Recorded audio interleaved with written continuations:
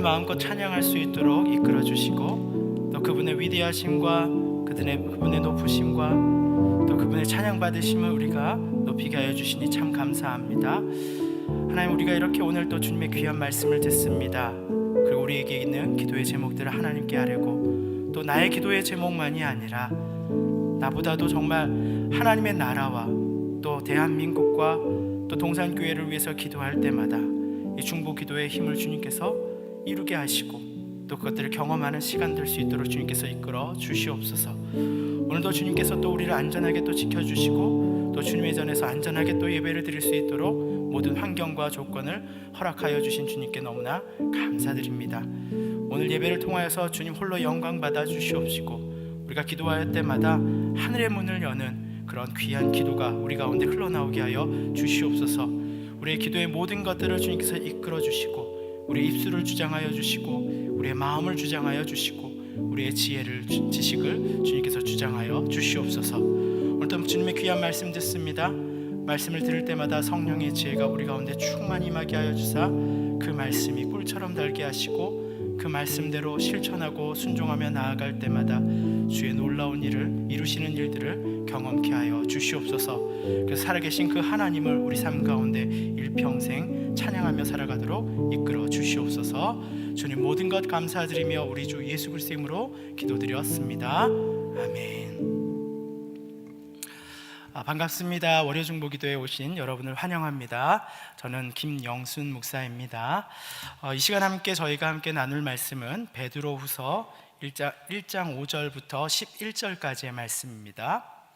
베드로후서 1장 5절부터 11절까지의 말씀입니다. 그러므로 너희가 더욱 힘써 너희 믿음의 덕의 지식을, 지식의 절제를, 절제의 인내를, 인내의 경건을, 경건의 형제의 우애를, 형제의 우애의 사랑을 더하라. 이런 것이 너희에게 있어 흡족한 줄로 너희로 우리 주 예수 그리스도를 알기에 게으르지 않고 열매 없는 자가 되지 않게 하려니와, 이런 것이 없는 자는 맹인이라 멀리 보지 못하고 그의 옛 죄가 깨끗하게 된 것을 잊었느니라. 그러므로 형제들아, 더욱 힘써 너희 부르심과 택하심을 굳게 하라. 너희가 이것을 행한즉 언제든지 실족하지 아니하리라. 이같이 하면 우리 주 곧 구주 예수 그리스도의 영원한 나라에 들어감을 넉넉히 너희에게 주시리라. 아멘. 네, 감사합니다. 사랑이라는 점 하나라는 제목으로 저희가 오늘 말씀 한번 나눠보도록 하겠습니다. 오늘 보면 제가 참 좋아하는 성경 구절 중에 하나고요. 또 이 구절에 들어있는 이 깊이 있는 그 말씀들이 얼마나 우리 삶에 은혜가 되는지 참 모르겠습니다. 제가 받은 그 은혜를 오늘 동일하게 여러분들도 누리시고 또 느끼시고 또 받으시기를 간절히 소망합니다. 아멘. 네, 여러분 운동 좋아하십니까? 좋아하시는 분들도 있으시군요.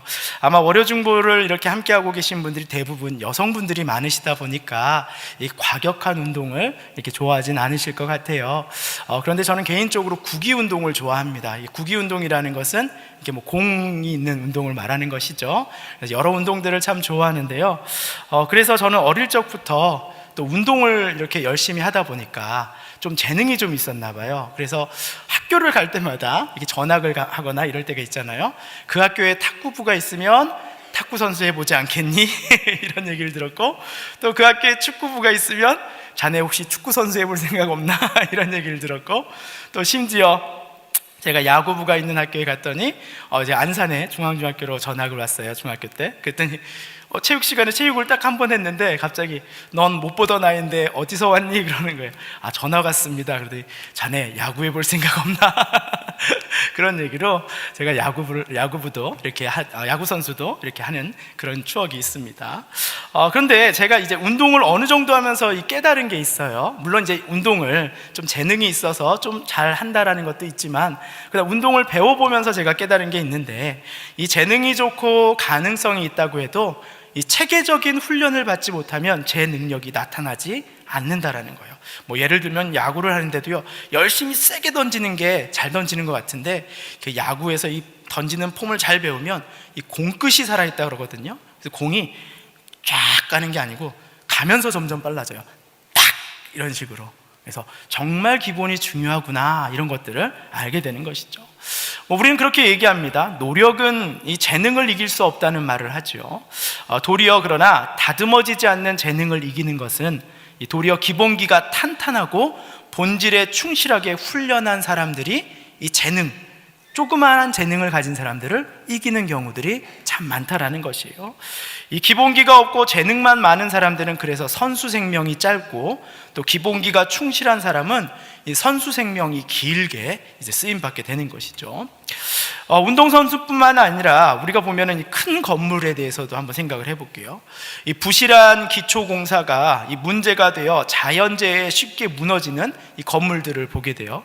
겉은 화려하고 또 겉은 너무나 큰 건물이었는데, 또 생각해보면 참 안타까운 사건 중에 하나인, 예전에 너무 오래전 이야기인지 모르겠지만 삼풍백화점 무너지는 그런 것들을 볼 때, 겉은 화려하지만 이 부실공사로 인해서 기초가 탄탄하지 못해서 일순간 이렇게 그 건물이 무너져 내리는 것들을 보게 됩니다. 또 아이의 공부에 대해서 고민 많으시죠? 이 아이들 보면은, 어떤 아이들이 보면은 공부를 잘한가 보면은 어릴 적부터 무슨 교육을 많이 시키라 그래요? 안 시켜보셨어요? 예, 방임하신 거 아니죠? 학원에 위탁하셨거나. 예. 아이들이 독서를 많이 해야 된다 하잖아요, 그렇죠? 아이들이 이 언어를 이해하는 능력, 책을 많이 읽었을 때 그 책에서 의미하는 것이 무엇인지를 잘 알아야지 아이가 수학 문제를 풀 때도 그 의미를 이해할 수 있잖아요. 저희 둘째한테 책을 안 읽혔더니 아이가 수학 문제만 볼 때마다 아빠 문제가 이해가 안 돼. 그런 얘기를 하더라고요. 이처럼 공부를 하는 것도 그래요. 기초가 참으로 중요합니다. 그런 면에서 오늘 우리가 보고 있는 이 베드로후서 1장은 우리에게 신앙의 기초와 본질이 무엇인지를 알려주고 있는 본문이에요. 그리고 베드로후서는 특별히 겸손한 신앙이 무엇인지를 이 사도 베드로를 통해서 보여주고 있다라는 것입니다. 메시지 성경에서 베드로의 인물됨에 대해서 이 베드로후서를 설명하면서 적기를 이렇게 적었어요. 제가 한번 좀 읽어드릴게요. 베드로가 쓴 두 통의 편지는 성령께서 베드로 안에 빚으신 예수님의 성품을 잘 드러내 보여준다. 제자 중에 제자로서의 특권보다는 고난을 기꺼이 껴안으려 하는 마음, 책보다 경험에서 우러난 지혜, 활력과 상상력을 잃지 않는 겸손이다. 그는 골목대장 기질이 다분한 사람이었지만 그는 결국 복음으로 그런 사람이 되지 않았다라는 말을 적고 있습니다. 다혈질 베드로는 어느덧 예수님의 성품을 드러내는 자가 되었다고 성경은 말하고 있는 것이죠. 예수님을 믿는 그리스도인 신자들에게 모든 자들이 신성한 성품에 참여하는 자가 되라는 이 사랑의 권면을 오늘 본문 앞절인 4절에 보면 나와 있는 것이죠. 너희는 하나님의 그 신성한 성품에 참여하는 자가 되어라. 나 같은 다혈질적인 이 골목대장 같은 기질의 사람마저도 겸손한 자, 하나님 앞에서 먼저 하나님을 앞에 무릎 꿇고 나아갈 수 있는 자로 빚으신 분이 바로 하나님이시다라고 이야기하면서 오늘 베드로 후서를 이야기하고 있다라는 것이죠.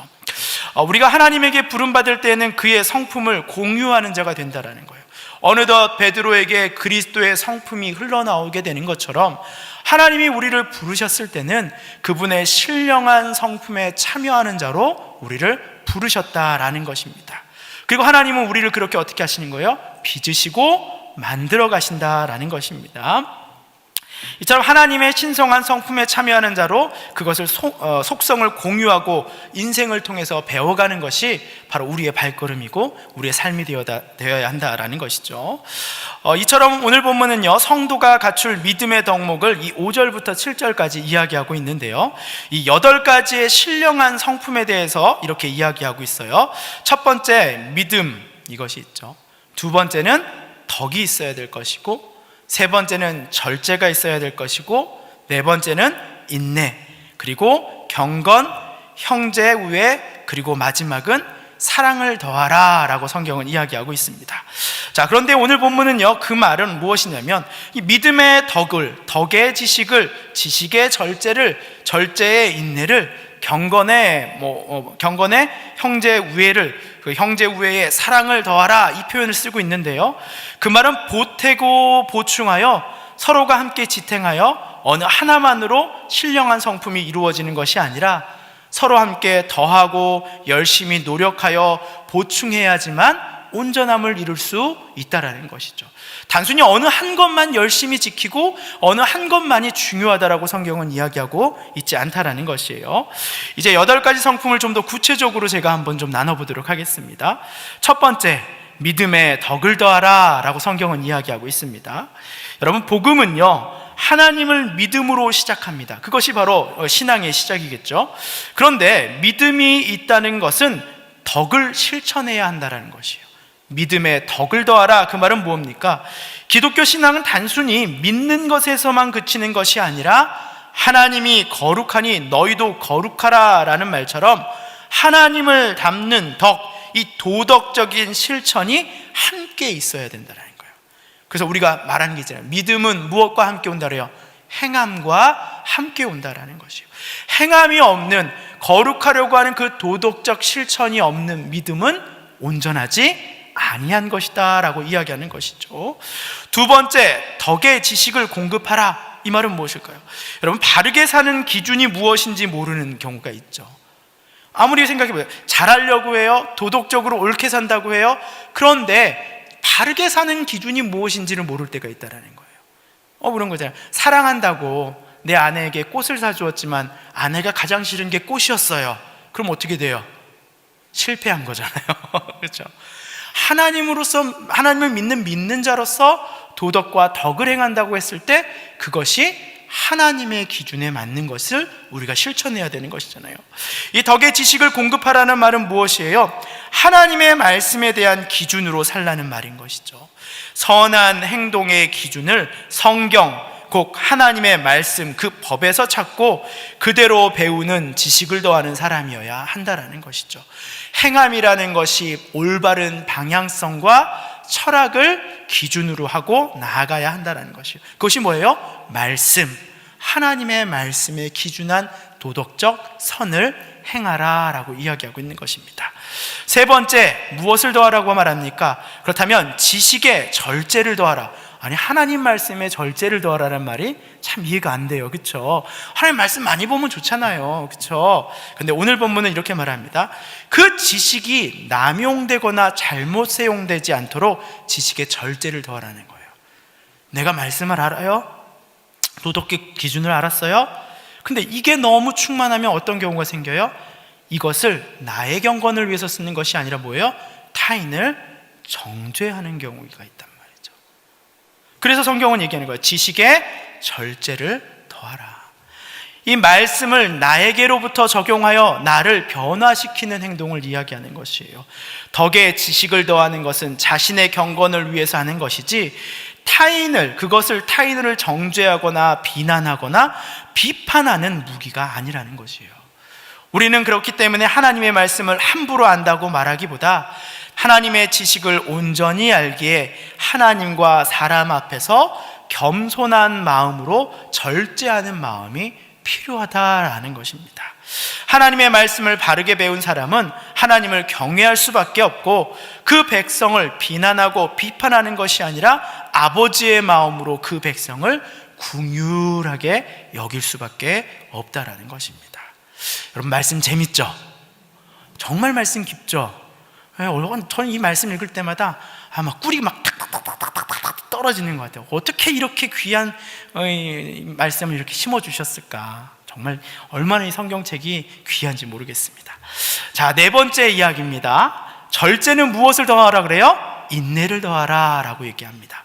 여러분, 이 절제가 무엇이라고 그랬어요? 말씀으로 타인을 비난하거나 비판하지 않고 이것을 나의 경건에 적용하는 것이라고 얘기했잖아요. 이 절제가 인내를 더하라는 말은 하나님의 지식을 구하고 나를 위해 사용하는데 그것을 참고 인내하는 반복적인 훈련이 필요하다라는 거예요. 이 절제한다라는 건 여러분 뭐예요? 죄송합니다. 한 번 제가 참았어. 말씀으로 한 번 비판 안 했어. 그러지 말고 그것을 어떻게 하라는 거야? 7번에 70번도. 반복적으로 뭐라는 거예요? 인내하며 훈련하는 것이 필요하다는 것이에요. 이처럼 한 번 깨닫고 끝나는 것이 아니라 절제를 위해 나 스스로에게 반복적으로 훈련, 인내함으로 견디어야 한다라는 것이에요. 여러분, 습관을 바꾸는 법칙이 있자 그러잖아요, 그렇죠? 하나의 습관을 바꾸려고 하는데 몇만 번의 연습이 필요하대요? 혹시 들어보셨어요? 6만 번의 연습이 필요하대요. 우리 아들 요거 좀 고쳐야지 하면 몇 번 훈련시키면 돼요? 6만 번. 바꿀 수 있어요, 없어요? 포기하세요. 네. 이것처럼 그것은 꾸준함을 가지고 하나님을 경외하고 이웃을 정죄하거나 비난하지 않는 것을 훈련하여라 라는 것이에요. 삶 가운데 지속적으로 훈련하여라, 인내하여라 라고 얘기하고 있는 겁니다. 다섯째, 인내는 무엇을 더하라? 경건을 더하라. 오늘 본문은 이야기합니다. 여러분, 인내함의 목적은 결국은 누구의 경건이에요? 타인의 경건이에요? 내가 이렇게 참음으로써 저 사람이 경건해질 거야, 이 마음으로 하는 겁니까? 여러분, 경건은 누구에게 유익이라 그래요? 나에게 유익이라 그러잖아요. 내가 절제하고 인내함으로 얻는 그 경건은 누구에게 유익인 거예요? 나에게 유익인 것이에요. 그렇기 때문에 방향을 잘 봐야 되는 거예요. 내가 하나님 말씀으로 참긴 하지만 내가 저 사람을 때문에 내가 인내하는 게 아니라 하나님 말씀 때문에 나를 참음으로써 내가 인내하는 것, 그것이 바로 뭐예요? 나의 경건을 위해서 내가 참는 것이다. 나를 위해서 참는 것이다. 내가 그리스도의 성품에 참여하는 것이다 라는 마음이 있어야 되는 거예요. 이 인내함의 중심은 바로 하나님을 바라보는 경건에 있다라는 것이에요. 인내함이 나의 힘과 능력으로 하는 것이 아니라 나의 본질은 악하여 그것을 하지 못하지만 하나님의 은혜로 감당할 힘을 얻어야 한다라는 것이죠. 곧 경건은 세상의 방식과 나의 방식을 뛰어넘어서 하나님의 방식을 바라보며 하나님이 행하실 것들을 믿으며 곧 위로 계신 하나님을 바라보며 인내하며 참는 것이라는 것이죠. 그래서 그 인내함의 원천이 누구에게 있다라는 거예요? 하나님에게 있다라는 것을 깨닫고 그것 때문에 나는 뭐 하는 거예요? 하나님을 경외하고 그리고 경건하게 살려고 노력한다라는 것입니다. 자, 여섯 번째, 경건은 무엇을 더하라고 말합니까? 형제 우애를 더하라고 말한다. 여러분, 그렇다면 내가 하나님 말씀을 잘 따라요, 믿음의 덕도 했어요, 절제도 했어요, 지식도 넣었어요, 또 인내도 넣었어요, 그리고 내가 경건해졌어요. 그런데 이 경건하고자 하는 마음, 하나님의 마음을 충만히 갖고자 하는 마음의 결국은 무엇이에요? 대전제 명령을 생각해 보세요. 하나님을 경외하고 내 이웃을 내 몸과 같이 사랑하라. 하나님을 온전히 사랑하고 하나님을 경외하고 하나님의 경건한 사람이 된다는 것은 무엇을 꼭 담고 있는 거예요? 형제를 사랑함이 있어야 된다는 것이에요. 내가 이렇게 하나님의 사람으로 바뀌어가는 것은 결국은 내 주위에 있는 자들을, 형제들을, 이웃을 뭐 하기 위한 것이에요? 사랑하기 위함이라는 것을 잊지 말아야 한다는 것이죠. 그렇기 때문에 경건하다는 이유로 세상을 떠나서 수도원에 생활을 한다던가 세상과 등지고 산속에 들어가서 나 홀로 경건하다고 살아가는 것들은 바르지 않은 경건이 되는 것이죠. 본문은 이렇게 이야기하는 거예요. 경건의 형제 우애를 더하라는 말은 우리가 하나님과의 관계가 바로 섰다면 그 사랑이 자연스럽게 흘러나오는 것이 바로 이웃에 대한 사랑이라는 것이에요. 하나님을 경외하고 이웃을 사랑하는 것이 바로 온전한 경건의 시작임을 놓치지 말아야 한다라는 것입니다. 됐어, 난 니들 안 보고 살 거야, 나의 경건을 위해서 나만 위해서 살 거야, 이게 바른 경건이 아니라는 것이죠. 이 경건을 위해 하나님을 바라보며 그 바라봄이 하나님에게만 있지 말고 이웃을 사랑하는 실천으로 나타남을 잊지 말아라 라고 얘기하는 거예요. 형제에 대한 사랑을 이루기 위해 견디고 인내하고 절제하는 것입니다. 그 어려움을 하나님이 주신 힘으로 감당하며 나아가는 것, 그것이 바로 믿음의 길이라고 이야기하는 것입니다. 자, 마지막으로 베드로는 형제 우애는 무엇을 공급하라 그래요? 사랑을 추구하고 공급하라. 아니, 이상해요. 형제 사랑하는 것, 형제 사랑하는 것에 뭘 담으래요? 사랑을 담으래요. 아니, 형제 사랑하고 있는데 왜 사랑을 담으라지? 사랑은 무슨 사랑을 담으라는 걸까요? 진실한 사랑. 사랑한다고 하지만 우리가 누군가 우리에게 해줄 때 그 사람이 호의를 베푼 것에 사랑이 있는 것 없는 것 알아요, 몰라요? 알아요. 마음을 담아서 진심으로 뭐라는 거예요? 형제를 사랑하기를 기뻐하라라고 이야기하고 있는 겁니다. 이처럼 진실한 마음이 담기지 않은 사랑은 속빈 강정과 같은 거짓된 사랑, 보여주기식의 사랑받게 되지 않는다는 것을 말하고 있는 것이에요. 예수님이 우리를 진실되게 아끼고 사랑하시던 모습처럼 우리가 형제를 사랑함에 있어서 진심으로 그들을 생각하고 아끼고자 하는 그 마음과 자세의 본질로부터 형제를 사랑하는 그 마음을 시작하여야 한다라고 이야기하고 있는 겁니다. 이처럼 우리가 말하는 신성한 성품에 참여하는 믿음, 믿는 자들이 부르심 받은 그 변화의 과정 가운데 바로 무엇이 바로 기본이 되고 바로 바탕이 되는 것이에요? 바로 진실한 사랑 가운데 그 믿음을 쌓으라라고 이야기하는 것이에요.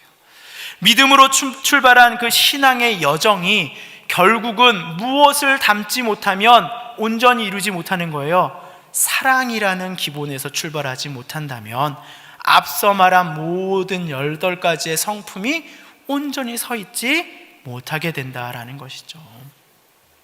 하나님의 자녀 그 백성 한 사람이 진정으로 아끼고자 하는 마음, 한 사람이라도 이렇게 사랑하고 아끼고자 하는 그 마음, 진실한 사랑 위에 내 형제를 돌아보고 행할 것이며 그 형제를 돌아보는 힘과 방법은 경건함, 곧 오직 하나님을 온전히 바라보고 그분을 의지하며 행하는 것이며 그 하나님이 주신 힘으로 스스로를 인내하고 또 하나님의 뜻을 판단하지 아니하고 형제를 판단하지 아니하게 될 것이며 그러한 지식의 절제를 통해 그리스도의 사명을 바른 방향으로 이루어가는 것이 뭐예요? 바로 믿음이다라고 성경은 이야기하는 것이에요. 그러한 실천과 행동이 곧 그리스도의 성품을 드러내는 덕이 될 것이며 그 도덕적 성품이 드러나는 인간의 행동이 곧 믿음이 온전한 믿음을 가진 성품으로 우리 삶 가운데 그리스도의 향기로 드러나게 된다라는 것입니다. 여러분 어때요? 쉬워요? 어려워요? 어려운 것 같으면서도 쉬워요. 어려울 때는 뭐만 잡으면 돼요? 시작점인 본질만 잘 잡으면 돼요. 본질이 잘 잡혀 있고 기초가 잘 잡혀 있으면 그 다음에 쌓이는 것들은 잘 쌓여가는 거예요. 본질도 기본도 잘 잡지 못하는데 막 열심히 쌓는다 그러면 그거 어떻게 될까요? 고난과 역경과 시련과 이런 것들이 오면 툭 치면 뭐 하는 거예요? 와르르르르르 모든 게 다 흔들려 버리게 된다라는 것이죠. 그래서 믿음은 하나님을 온전히 바라보는 바른 지식과 경건의 모자를 쓰고, 믿음을 한번 형상화시켜 볼게요. 하나님을 바라보는 바른 지식과 경건의 모자를 쓰고, 그렇죠? 진실함으로 행하는 덕과 절제, 인내의 옷을 입고, 그리고 사랑의 신발을 신고 나아가야 하는 것이죠. 아마 조금 더 바꿔보면 이럴 것 같아요. 하나님을 온전히 바라보는 바른 안경을 끼고, 그렇죠? 경건의 모자를 쓰고, 또 덕과 절제, 인내의 옷을 입고, 그리고 사랑의 신발을 신고 행하며 나아가는 것이 무엇이에요? 믿음이 되겠죠. 이 사랑의 신발이 없으면 우리는 행한다 하면서도 제대로 뭐 하는 거예요? 걷지 못하는 인생이 돼요. 여러분 신발 없는데 자갈밭 걸어보셨어요? 물론 건강을 위해서 일부러 그렇게 걷는 분들도 있죠. 이렇게 이게 뭐라 그래, 지압된다고. 그런데 굉장히 힘들 거예요, 그렇죠? 심지어 가시밭길을 만난다면 어떨까요? 더 힘들 거예요, 그렇죠? 이 자갈이 발에 콕콕 찌르면서, 가시가 콕콕 찌르면서 이 바르게 걷는 것조차 부담스럽고 힘겨운 인생이 될 것이다 말한 것입니다. 그렇기 때문에 뭐 하는 거 못하는 거예요? 믿음의 행함을 나아가지 못하는 것이죠. 주저하게 되는 것이죠. 걷지 못하게 되는 것이고 포기하게 되는 것이죠. 본문은 그런 사람을 가리켜서 이 8절과 9절에서 이야기하기를 뭐라 그럽니까? 제대로 걷지 못하는 자들, 이 기본이 제대로 서 있지 않아서 행함이 없는 자들, 사랑이 없는 자들을 뭐라고 그래요? 게으른 자들이다, 이렇게 표현하고 있어요. 게으른 자들. 또 뭐라요? 열매 없는 자들. 걷지 못하니까 열매가 없어요. 이런 것이 없는 자는 무엇이라? 맹인이라. 9절에는 이렇게 표현하고 있어요. 그들은 자신이 하나님에게 사랑을 받아 깨끗함을 입은 은혜를 받은 것을 잃어버린 자들이다, 성경은 이야기하고 있는 것입니다.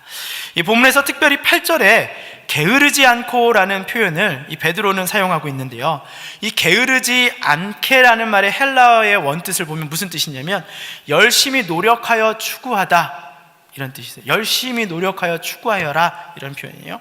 또 다른 말은 고장나지 않도록 하여라 라는 뜻이세요. 고장나지 않도록 하여라. 그 말은 뭐예요?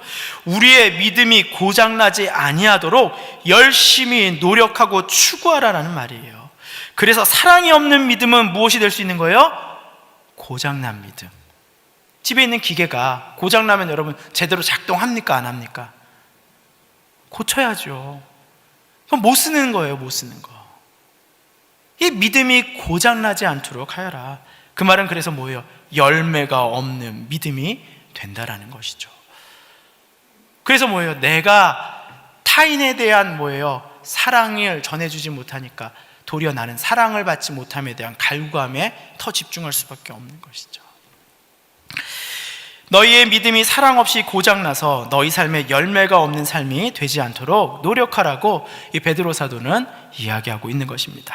이 사도 바울도 로마서 13장 8절부터 10절에서요, 이 사랑의 중요성에 대해서 동일하게 이야기하고 있는데요, 우리가 사도 바울하면 무슨 생각이 들어요? 율법, 이 강일한 복음, 이런 것만 생각을 하잖아요.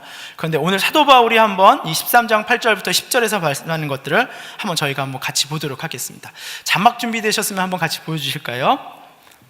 네, 한번 같이 읽어보도록 하겠습니다. 피차 무엇의 빛 외에는, 사랑의 빛 외에는 아무에게든지 아무 빛도 지지 말라. 무엇을 하는 자는, 남을 사랑하는 자는 율법을 다 이루었다. 간음하지 말라, 살인하지 말라, 도둑질하지 말라, 탐내지 말라 한 것과 그 외에 다른 계명이 있을지라도 무엇을? 내 이웃을 내 자신과 같이 사랑하라 하신 그 말씀 가운데에 다 들었느니라. 사랑은 이웃에게 악을 행하지 아니하나니 그러므로 무엇은? 사랑은 율법의 완성이니라. 우리가 경건하게 사는 것, 그리고 믿음으로 사는 것, 행함으로 사는 것, 그 모든 율법의 완성이 무엇이라고요? 사랑이다 라고 이 사도 바울도 이야기하고 있습니다. 이제 설교를 마치도록 하겠습니다. 이 사도 베드로는요, 베드로 후서를 통해서 이런 자들을 조심하라고 권면하여 오늘 본문을 적고 있습니다. 거룩한 율법만 중시하고 이 땅에 사람으로 고난받으시며 겸손과 은혜로 살다가 십자가에 버림받으신 그 예수님의 삶을 부인하는 것, 곧 육체의 것을 부인하며 세상을 향한 그리스도인으로서의 도덕적 책임을 가벼이 여기던 그 영지주의자들을 조심하다라고 이야기하고 있습니다. 반주해 주셔도 될 것 같습니다. 그들은 그리스도인으로서의 이 세상에 대한 책임을 다하지 않았고 자신들의 형제를 사랑하는 일에는 관심이 없었으며 오직 하나님과의, 그리고 자신과의 그 관계에만 신경을 썼다. 내가 어떻게 하면 더 경건해질까? 내가 더 어떻게 하면 그 믿음을 굳건히 세울까에만 신경을 했었던 것이죠. 나와 하나님과의 1대1의 생각만 신경 썼다라는 것이죠. 그들은 예수님이 이 땅에 죄인들과 함께 하시던 인생, 모든 죄를 담당하시며 이 땅 가운데 십자가에 달리신 그 인생은 하찮고 중요하지 않은 인생이라고 생각을 했던 것이에요. 예수님께서 사랑을 베푸시고 자신의 몸을 들여 모든 사랑을 이루시는 그 삶이 거짓된 인생이다라고 이야기해요. 하나님의 신이 어떻게 그렇게 오실 수 있어? 말도 안 돼 라고 하면서 그들은 오직 하늘의 것만 생각하고 땅에 있는 하나님의 백성에 대한 사랑을 실천하지 않았다라는 것입니다. 그들이 바로 열매 없는 자, 곧 믿음이 고장난 사람들이었습니다. 하나님을 아는 지식과 믿음은 있지만 그들에게는 사랑이라는 가장 중요한 기본이 멈춰 있었던 거예요. 기본이 없어요. 한 시대를 주름잡았던 거대한 배 타이타닉 여러분 들어보셨습니까? 그 시대의 모든 기술이 녹아있는 거대한 배, 그 타이타닉이 여러분 침몰했던 이야기를 알고 계실 겁니다. 이 많은 사상자를 낸 비극적인 사건이었죠. 그런데 최근에요, 몇 년 전이죠, 이 타이타닉이라는 배가 왜 그렇게 비상식적으로 급속하게 침몰하게 되었고 많은 사상자를 냈는지 그 원인을 과학적으로 발견하게 됐어요. 그게 사실은 거대한 빙산에 부딪혔기 때문에 타이타닉이 침몰하는 것이 아니라 그렇게 급격하게 이렇게 피할 수도 없는, 그렇죠? 구조될 시간도 갖지 못하고 침몰하게 된 것은 단순히 빙산 때문이 아니었다. 구조적으로는 더 오랫동안 떠 있을 수 있었다는 거예요. 근데 무엇이었는지 아세요? 그게 참 놀랍게도 볼트 하나 때문이래요. 볼트. 타이타닉에 쓰였던 작은 볼트 하나 때문에 그 배가 침몰하게 되었다라는 것입니다. 기본을 제대로 지키지 않은 안전 기준에 턱없이 부족했던 그 작은 볼트 하나 때문에 그 거대한 배가 일순간 도미노처럼 무너지게 되고 침몰하게 되었다라는 것입니다.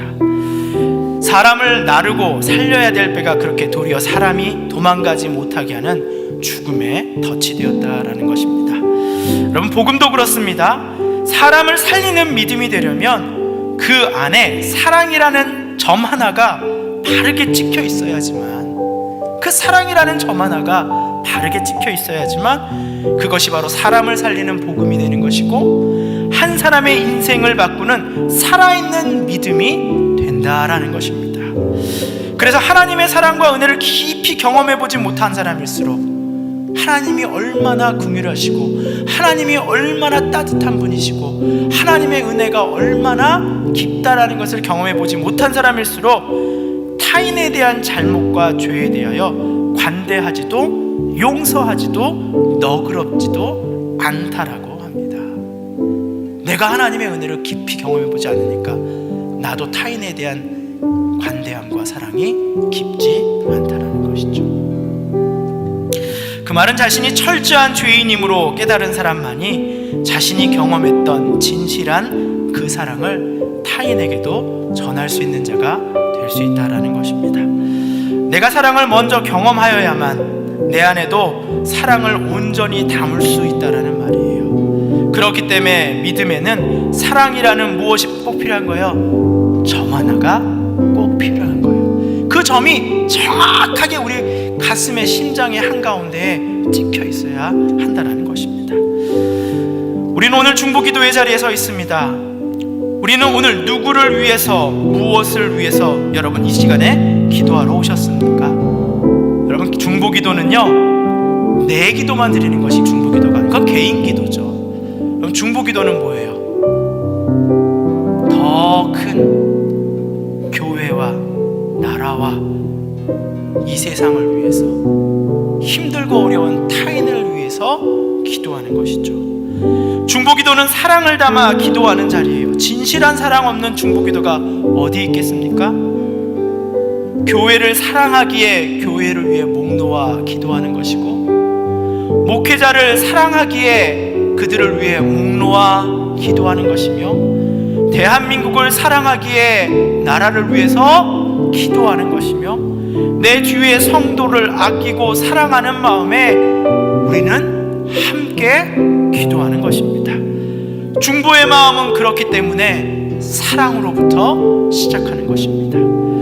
믿음의 사랑이라는 점 하나를 찍어 신성한 성품에 참여하여 열매 맺는 인생, 그리스도 예수의 나라에 넉넉하게 들어갈 자격을 얻게 된 것처럼 오늘 우리도 우리의 믿음의 사랑이라는 점 하나를 찍어서 기도해야 할 제목과 사람들은 여러분 누구십니까? 오늘 우리가 사랑이라는 이 점 하나를 담아 기도하는 모든 문제의 제목들, 그 가운데 주님의 때 주님의 방식으로 온전히 이루어지고 경험되는 그러한 월요 중보 기도대가 되기를 저는 축복합니다. 이 시간 함께 누군가 널 위해 함께 찬양하시고 우리 함께 기도의 시간을 갖도록 하겠습니다.